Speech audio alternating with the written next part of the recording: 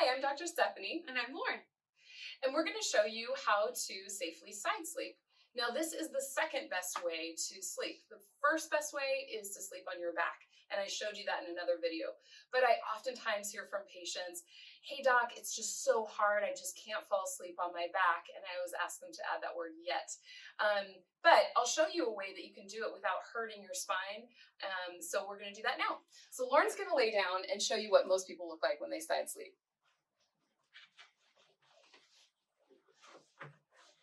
Okay, so I'm going to point out to you some of the things that will harm your spine.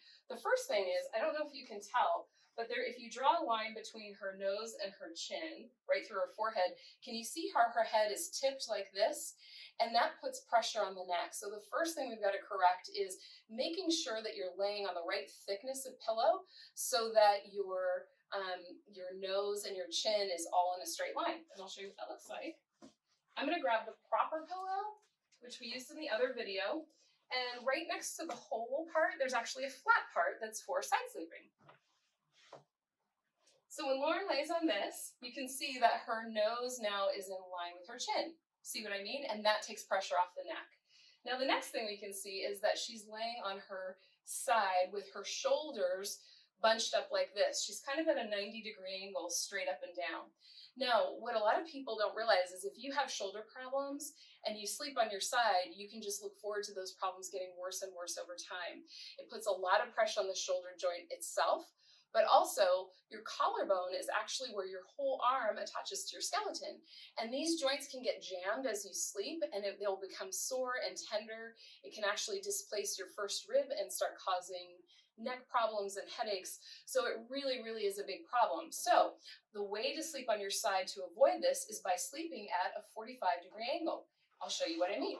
So I'm going to take a long king-size pillow and place it right behind Lauren. And what she's done is kind of rolled back. So you can see in this picture how she's laying kind of at a 45-degree angle, which now opens up her chest and takes pressure off her shoulders and collarbones. So that's much, much better.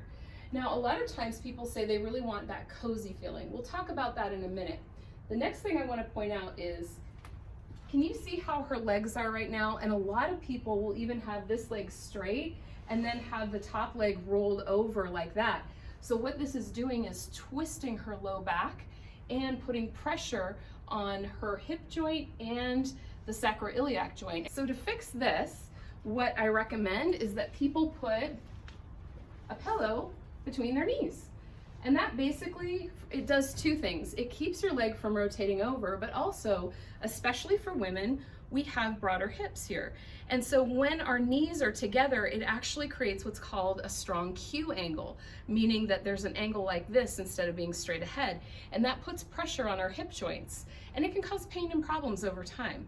So putting a pillow between your knees eliminates both of those problems. And it's good for guys as well.